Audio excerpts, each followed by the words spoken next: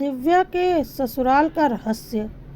अपनों पर किए गए विश्वास को तार तार कर देने वाली एक लंबी कहानी। अनुराग की पत्नी दिव्या को ससुराल आए 1 सप्ताह बीता था। दिव्या की सास नहीं थी। दिव्या के ससुर जी 3 भाई थे और दिव्या के ससुर जी सबसे बड़े भाई थे, जिनका बेटा अनुराग था, जिससे दिव्या की शादी हुई थी। उसके बाद मंझले चाचा जी थे। उनकी भी एक बेटी थी जो कि दूसरे शहर में नौकरी करती थी और शादीशुदा थी। उनकी भी पत्नी का देहांत हो चुका था और उसके बाद छोटे चाचा चाची थे। उनके 2 बच्चे थे, एक बेटा और एक बेटी। घर में दिव्या से पहले औरत के नाम पर बस छोटी चाची सास थी।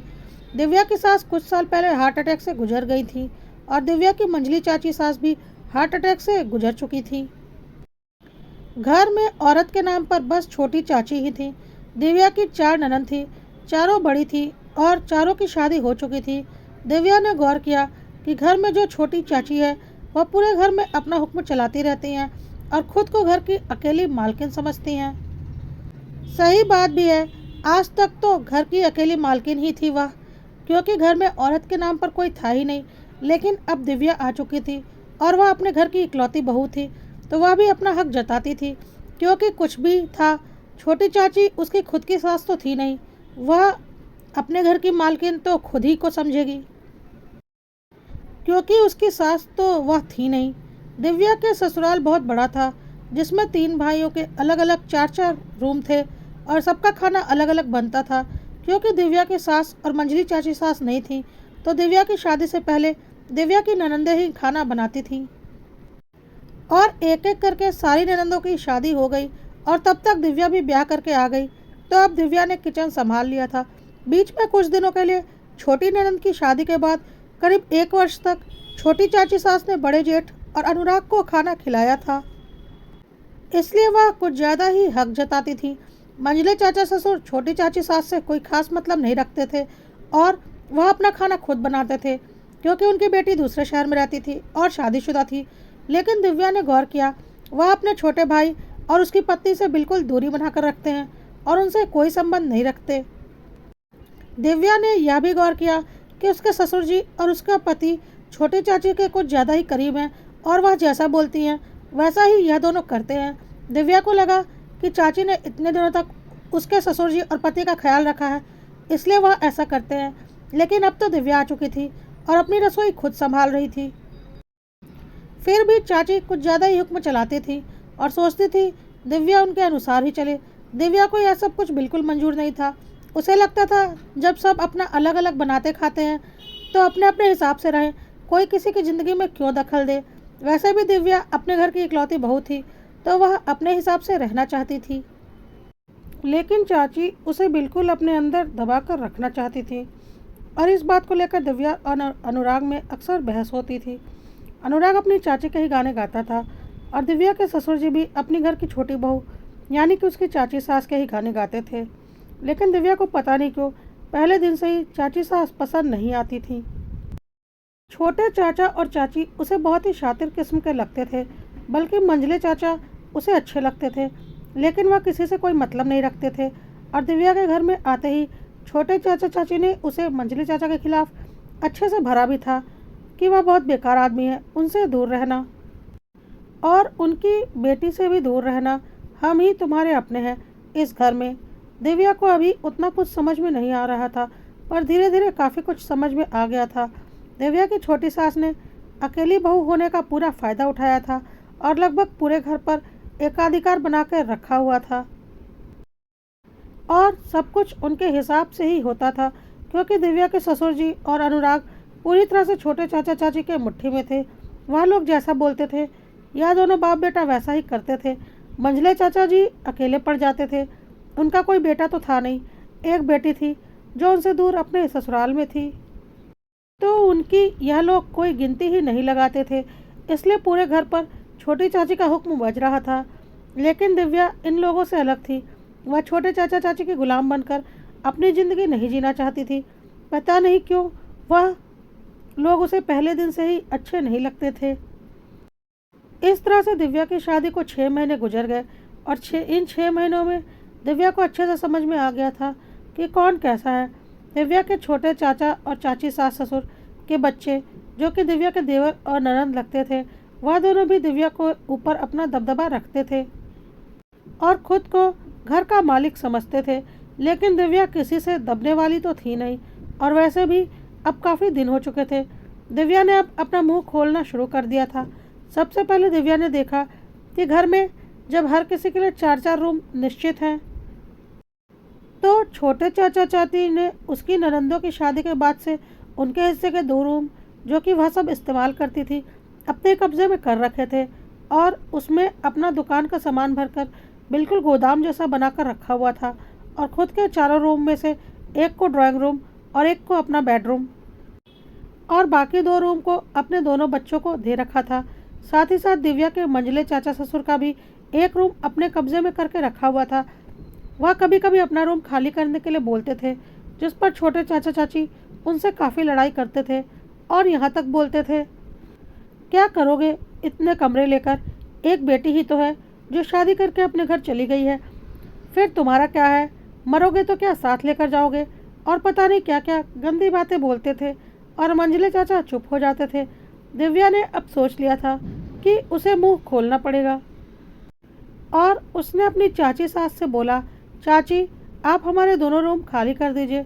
शादी के बाद से एक हमारा बेडरूम बन गया है और एक पापा का बेडरूम है।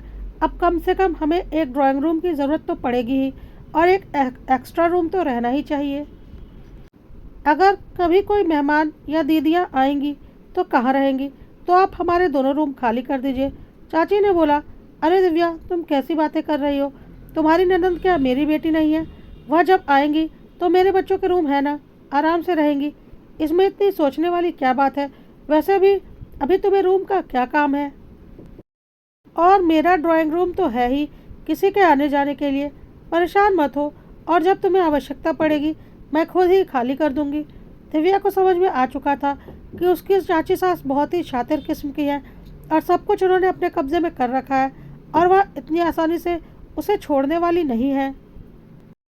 दिव्या ने जब अनुराग और अपने ससुर जी से इस बारे में बात की तो उन लोगों ने बोला, छोड़ो, तुम फालतू के पचड़ों में क्यों पड़ती हो, तुम्हें अभी कमरों का क्या काम, इतना अच्छा बेडरूम तो है तुम्हारा, और पापा का भी अपना बेडरूम है, मेहमान हमारे घर कोई खास आते नहीं हैं, और आएंगे तो चाची जी का ड्राइंग रूम तो है ही, और रही दीदी लोगों की बात, तो जब वह आएंगी तो चाची ही आज तक करती आई हैं, आगे भी करेंगी।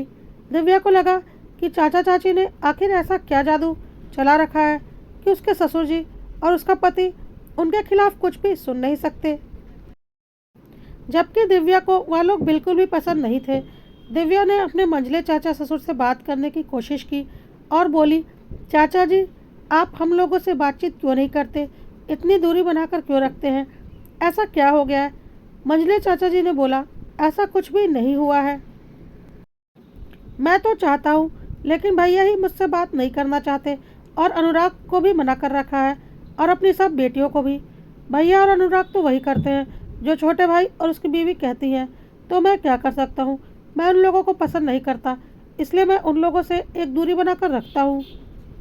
दिव्या ने बोला, कोई बात नहीं, मैं तो आपसे बात कर सकती हूँ।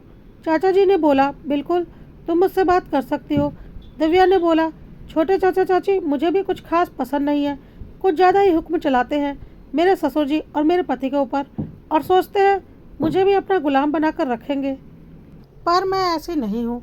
अब सब अपना अपना कमा खा रहे हैं तो अपने अपने हिसाब से रहना चाहिए।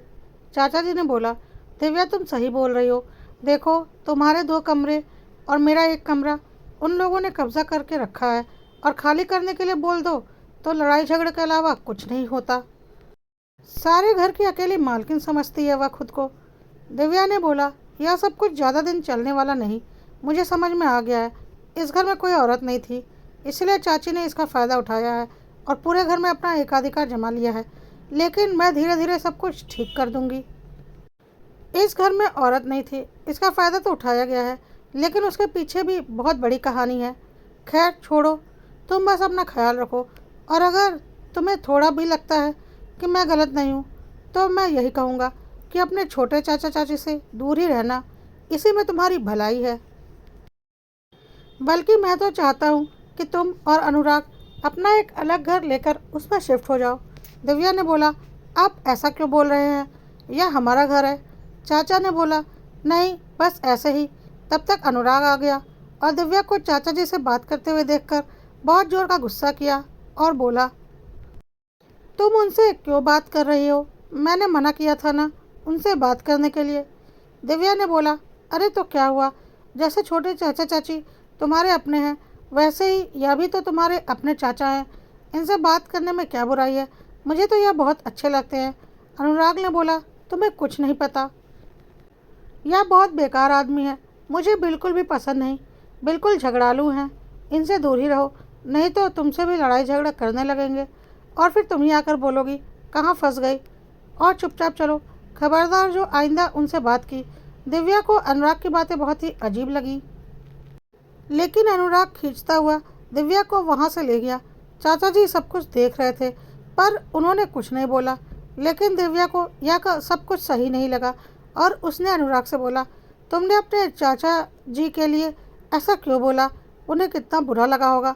अनुराग ने बोला, जो लगा होगा लगने दो, मुझे उनसे क्या लेना देना, तुम्हें बात करनी है तो सिर्फ छोटे चाचा चाची और उनके बच्चों से करो, वह लोग बहुत अच्छे हैं पर यह अच्छे नहीं हैं।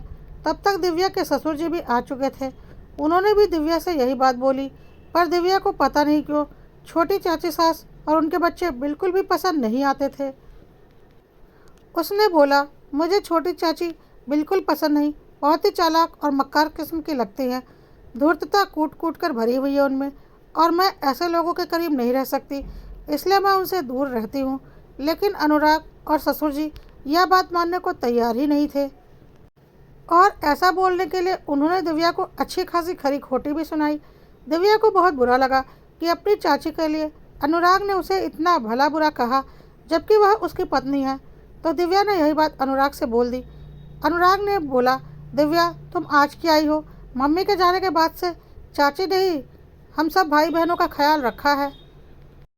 दीदी तो सब बड़ी थी और एक एक करके उनकी शादी हो गई, मैं तो काफ़ी छोटा था। चाची ने हमेशा मेरा ख्याल रखा माँ की तरह, और मैं उन्हें अपनी माँ ही समझता हूँ। तुम आकर हमारे बीच में दीवार खड़ी मत करो, बहुत अच्छी हैं चाची। अच्छा तो हमारे कमरे को हड़प कर क्यों रखे हुए हैं। अनुराग ने बोला, फालतू की बकवास मत करो, यह सब छोटी मोटी बातें हैं, ज़रूर मंजिल चाचा ने तुम्हारे कान भरे होंगे, तुम उनसे बातें जो करती हो। दिव्या ने बोला, मैं कोई बच्ची नहीं हूँ जो कोई मेरे कान भर दे, पढ़ी लिखी समझदार लड़की हूँ। अनुराग ने बोला, मुझे कोई बहस नहीं करनी, तुम मंजिले चाचा जी से बात नहीं करोगी तो नहीं करोगी, और हाँ, छोटी चाची को अपनी सास जैसा ही समझना, बल्कि सास ही समझना, क्योंकि वही हम लोगों के लिए सब कुछ करती हैं, बहुत ख्याल रखा है उन्होंने हम सबका। कहकर अनुराग वहाँ से चला गया। दिव्या को बहुत गुस्सा आ रहा था कि आज चाची के लिए अनुराग ने उसे इतना भला बुरा कहा है, जो कि उसे इतना प्यार करता था। तभी उसकी नज़र दूर खड़ी अपनी चाची सास पर पड़ी, जो कि उसको ही देख रही थी, और दिव्या को ऐसा लगा जैसे वह कह रही हो, देख लो अपनी औकात इस घर में, मुझसे पंगा मत लेना। दिव्या को तो अब पूरा यकीन हो गया कि उसे कोई वहम नहीं हुआ है। यह छोटी चाची बहुत ही मक्कार और धूर्त किस्म की औरत है, जिसने पूरे घर पर अधिकार कर रखा है, और दिव्या ने सोच लिया कि वह जल्द ही इनकी पोल पट्टी सबके सामने खोल कर रहेगी। दोस्तों, यह एक लंबी कहानी है जो कि एक भाग में समाप्त नहीं हो सकती, तो इसका अगला भाग जल्द ही आएगा। शेष कहानी अगले भाग में।